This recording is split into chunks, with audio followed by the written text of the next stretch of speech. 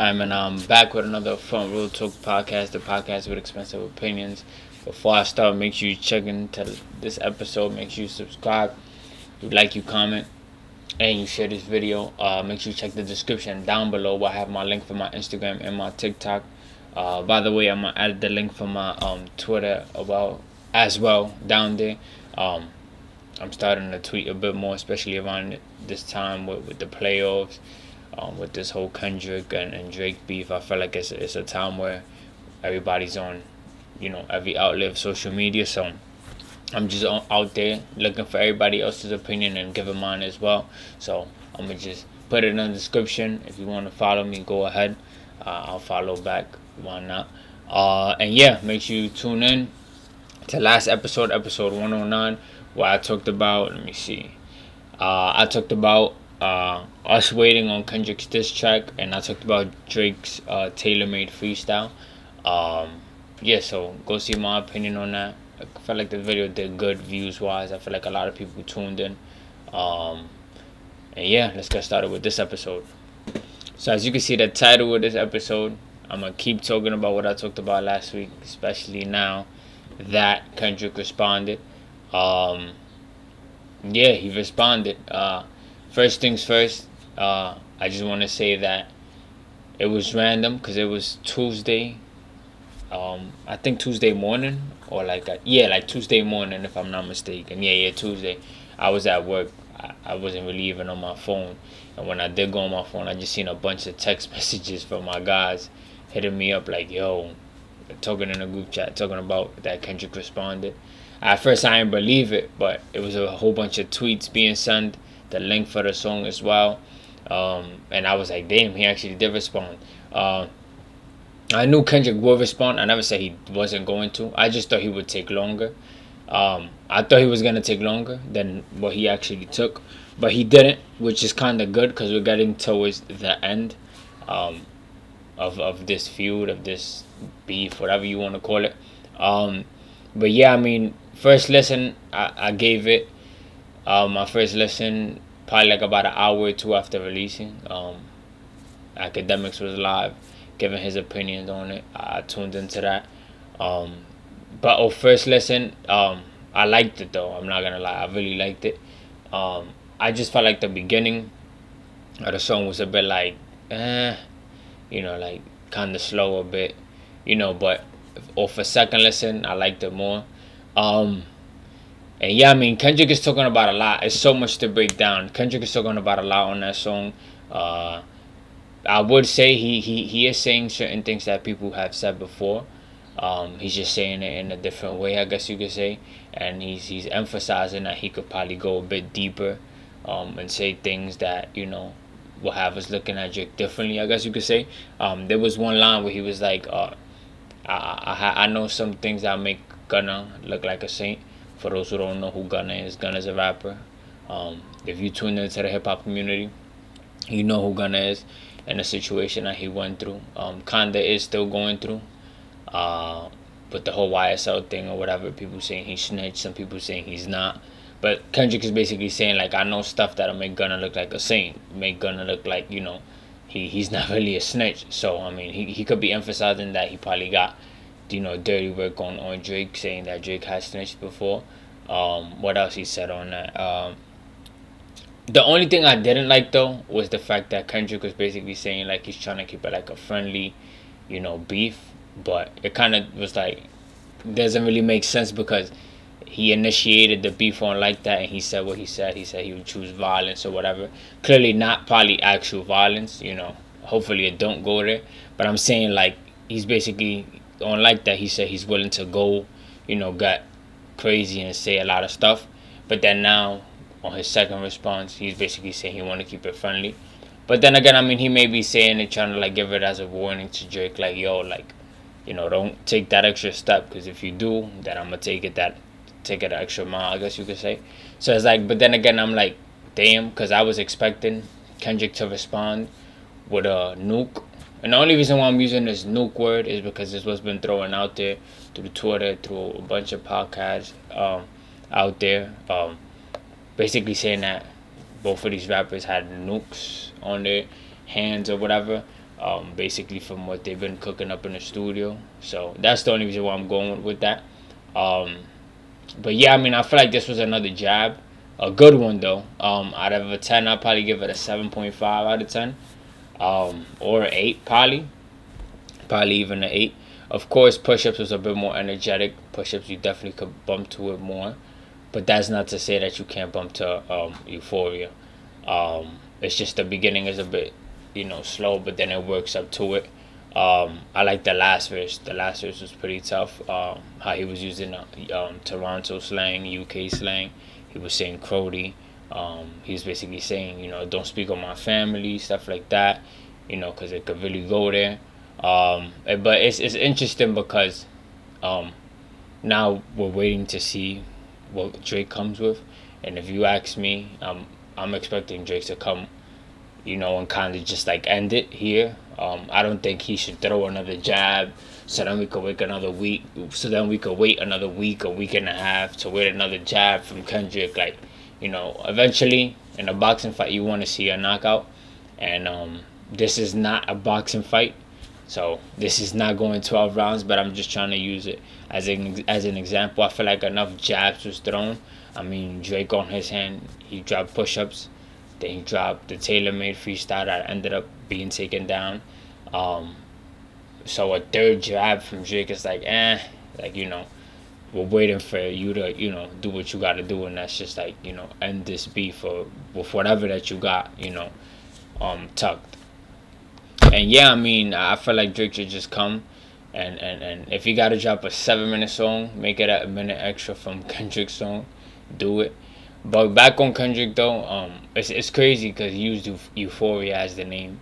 Like he just showed the meaning of Euphoria. It was kind of slick because for those who don't know, Drake produced a show named Euphoria.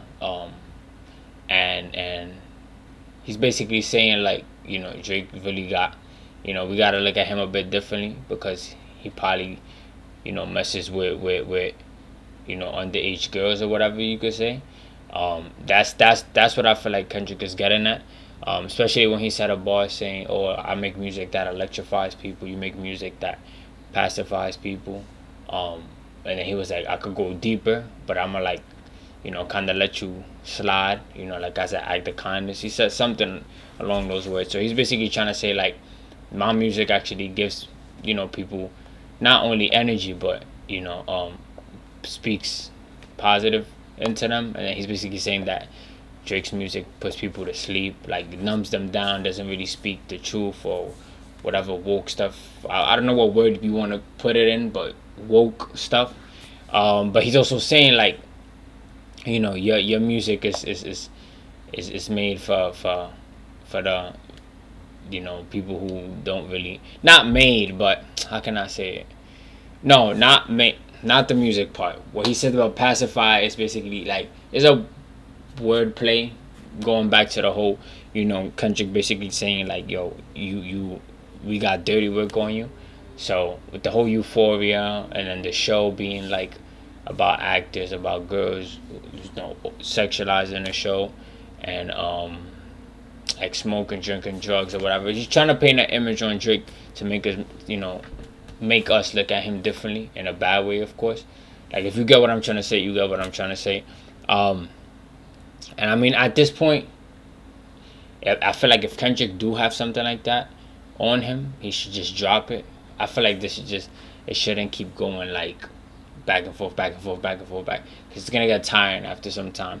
Of course, though, every single song I'm enjoying because about time we get some type of solution to these two. Them kids that probably grew up for a long time having like problem with some type of tension or whatever. You just let them fight or whatever. Let them get it out. I feel like this is what that is. I feel like it's about time that they just go at each other directly.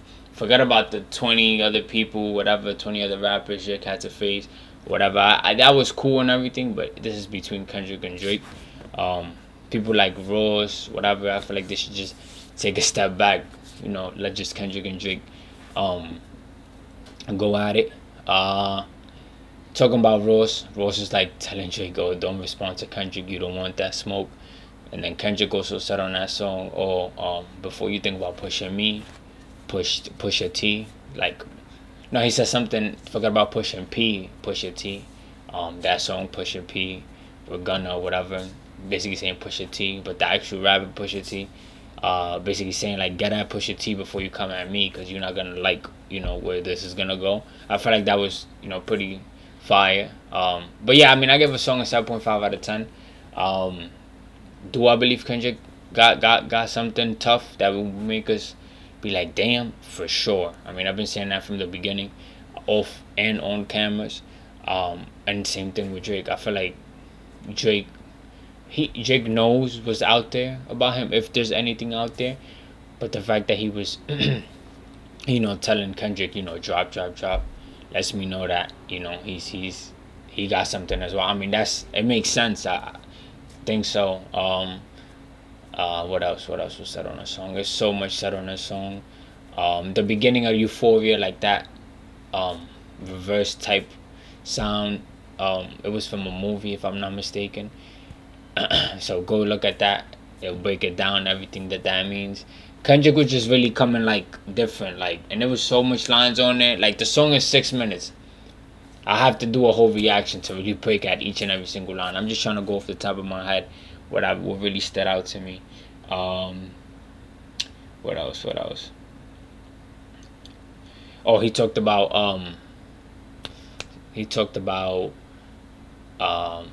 damn, what was I gonna say? Oh, he was saying that he don't believe like them OVO guys is really like that and stuff like that, saying that the people who Drake vibe with is not, they're putting up a stunt, it's fake, they're not really like that, not really tough, not really street. And then he basically saying that them Canadians try to come to America to try to like put up a persona and stuff. So basically just getting at Drake and where he come from in his hometown, since Kendrick felt disrespected that Drake was getting at the West because of what he used with Tupac and stuff. So that was pretty tough too as well. But yeah, I mean it's a lot more. I mean I could think about another 6-7 things Kendrick said on there. But what stood out was the name of it. The name of it was Slick. The whole reversed part that was in the beginning from that movie clip. Then he talking about what popped out. Kendrick was basically like, "Oh, forget a 20v1. It's a 1v20 if I like have to go against you and everybody who write for you." So he basically saying that. Clear, I mean it makes sense. It's a 1v20 if he has to go against Drake and other people who write for him. Basically going with them ghostwriter allegations. But I wouldn't be mad if somebody says that they don't like the song. I mean that's for any song. I mean everybody got a different opinion. But the only reason I say that is because a lot of things that Kendrick said, people have said before. Kendrick also got at the fact that Drake was signed to somebody who was that before him touching the money, somebody else was touching that money, and then somebody else was touching. Pusha T said the same thing. In that beef, the ghostwriting allegations, Meek Mill said that if I'm not mistaken. And then Kendrick was saying he believes that Drake don't even like women. That was funny too. The whole that when he sees him in Sexy Red, he believed that Kendrick believes Drake believes he see two bad, bitches, whatever. And it was funny because Drake do be posting up with Sexy Red a lot of pictures and stuff like that.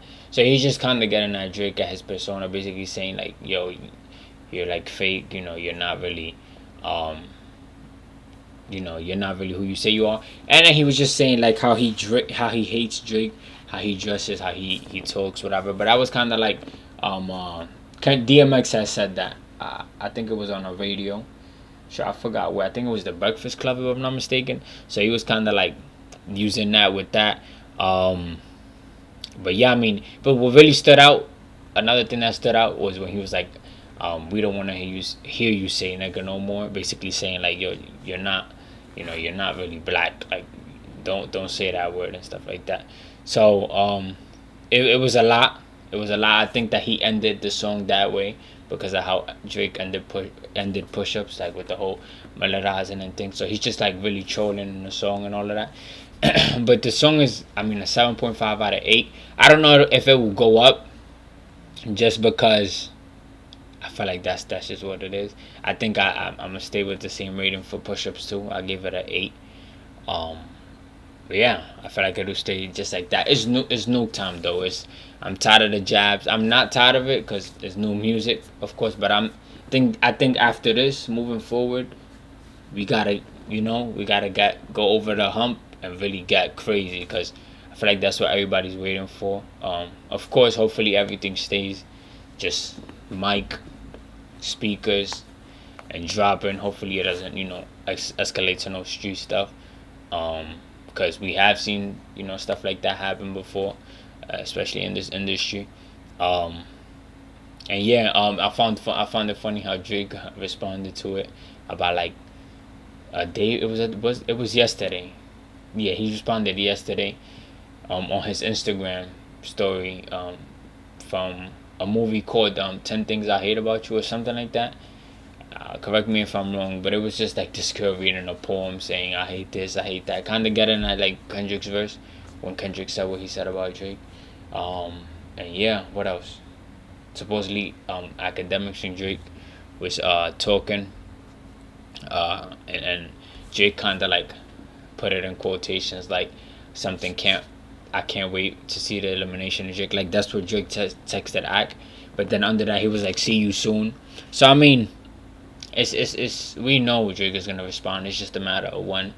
And then he was in a show in Toronto last night with Nicki Minaj, and at the end he was saying like, oh, you guys know what time it is, whatever. Yeah, I know what I have to do, something like that. So we all know he in the studio, doing what he has to do, and we just waiting for the reply. He should drop Friday. I mean, make it quick. I don't think we gotta wait a whole other week, especially if you let it, you made it known that you got something else ready already. Of course, make your edits, put something in there, take something out. However, you want to go by it after you heard Euphoria. But I feel like we gotta let it keep going. I don't want the hype to keep going down and coming back up. I feel like that's what happened with when we was waiting for Kendrick. But Kendrick finally responded, so we can't get at him no more for that. That's it. He did what he had to do. Now the ball's on Drake's side of the court. And yeah, we just gonna see how it goes. I'm super duper interested how this goes.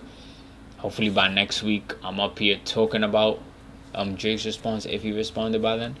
And I also want to talk about the playoffs. So much been happening about the playoffs, but the first round is not really done yet. It's soon done. But all I'm gonna say is I'm shocked. I'm shocked at the results that's been going on. Definitely got some picks wrong, but it's still not done. The first round not done yet, so I don't really want to get ahead of myself. But just stay tuned for that. This is episode 110. Make sure you subscribe, you like, you comment, you share this video. Check the description down below. I have my link for my Instagram, TikTok, and Twitter. Make sure you subscribe. Share this with a friend. Tell that friend to share with a friend. It's episode 110. Your boy Ssalcita is out.